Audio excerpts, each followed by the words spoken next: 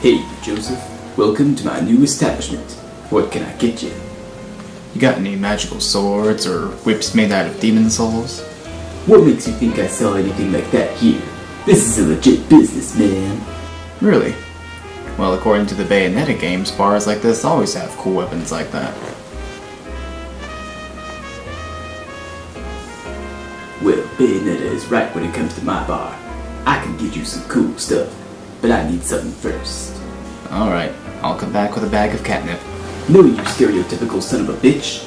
There's a WiiU game you gotta review.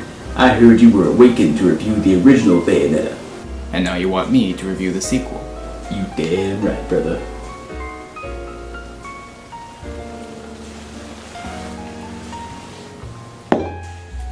You got a deal. Behold the WiiU exclusive Bayonetta 2. The game opens with Bayonetta, sporting some formal wear and a new haircut, doing some Christmas shopping since it's been quiet for a while, but she'll have to get into her battle costume fast. Because all fucking hell is gonna break loose. As it does with an angel attack. But when Bayonetta summons a demon to finish off the angel boss, that demon breaks free and attacks her friend John. That attack knocks her soul out of her body and she's dragged into hell. So after Bayonetta puts down the demon, she embarks on a mission to go into hell, retrieve Jean's soul, and find out what bigger plot is happening behind all the sudden chaos. Particularly, what the hell is up with this snarky, mysterious boy who can fight using magic cards? Like the first game, there's a lot to the story that's interesting, but doesn't always make sense. Also, little Loki, as he's apparently named, can get annoying at times to where you want to smack him. But the story is at its most entertaining when you pay attention to the basics that explain why you're doing all this fighting. Either that, or allowing your brain to accept this wild world the game has cooked up. It seems like the game doesn't feel any guilt over its ridiculous nature that's often hard to take seriously. The visuals for Bayonetta 2 are actually a bit better than its predecessor, probably due to this game being natively made for the Wii U rather than being a last-gen port. The character models are the same quality, but the textures are cleaner, the lighting looks more cinematic, even those still frame style cutscenes look less awkward now. Overall, it's a more polished action game. The sound quality is the same as last time too. It features hard-hitting sound effects, good yet cheesy voice acting to match the over-the-top presentation, and some new music to make the gameplay more fun. Bayonetta 2 is similar to Bayonetta 1 in many ways. Fast-paced, flashy action with magic, different weapons, and big explosions. But some new things have been added. For starters, Bayonetta later gets the ability to turn into a water snake for faster swimming. She also has her Panther ability right from Chapter 1. And actually on that subject, my ability with that has improved too. This time I'm gonna get it right. You'll see, I'll turn into a badass panther. Transform! Son of a bitch, not again. Oh my gosh, a kitty! Oh, Wait, what are you doing? Here, kitty. Wait, no, I have a game to review. No. I guess magic is better left to the witch. And her magic from the previous game has returned with abilities like Witch Time when you get a well-timed dodge. You also build up more magic as you land combos and avoid getting hit until you build up enough to trigger a torture attack. These torture attacks are still just as fun to use against tough enemies who've been giving you hell. Go and kiss your mothers behind.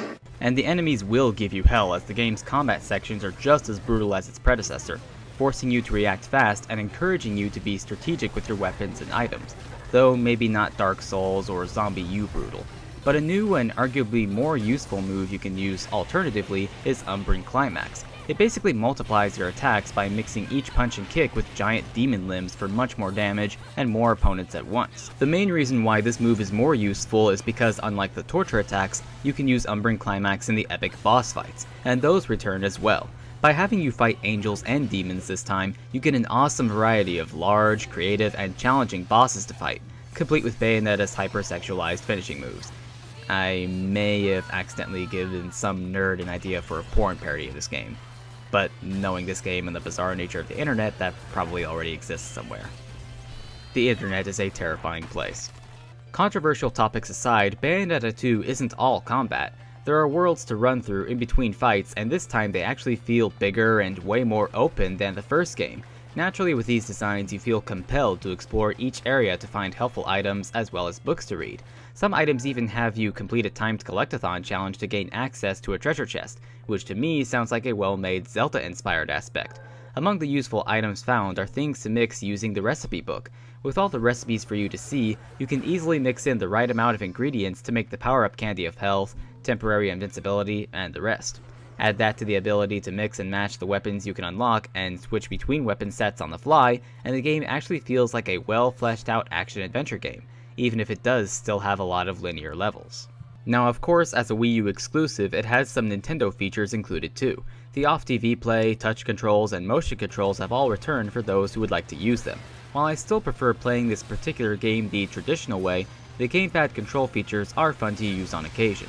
But my favorite Nintendo feature is the return of costumes for Bayonetta. The same 4 Nintendo costumes return along with some original costumes and a Star Fox costume. Platinum Games definitely didn't slack off with this costume either. Along with its inspired design, this pilot outfit replaces your guns with laser-firing mini R-Wings and lets you barrel roll in a chapter where you would otherwise use a fighter jet.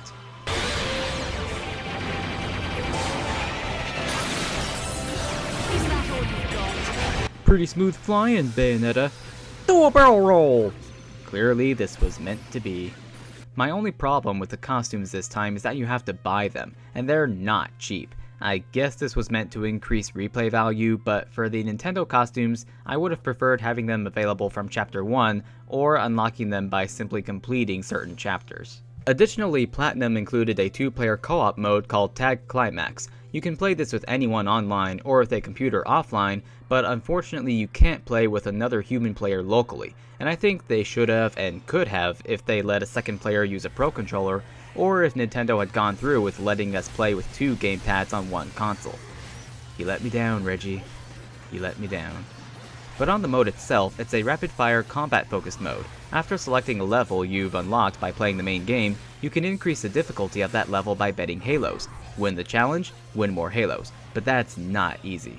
The higher the difficulty, the more damage every enemy attack does, so especially the hard boss fights can give you a big run for your money. Oh shit! Now, you and your teammate can revive each other, but it's pretty easy for both of you to get murdered in this mode. So if you're looking for a quick and intense challenge you can play with a friend online, Tag Climax will definitely give that to you.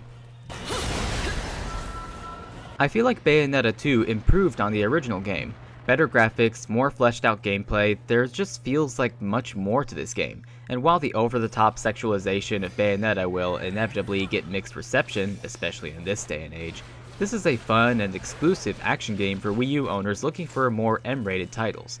Well, that's my review of Bayonetta 2. If you like this review, check out my previous reviews of Bayonetta 1 and Star Fox Zero for the Wii U.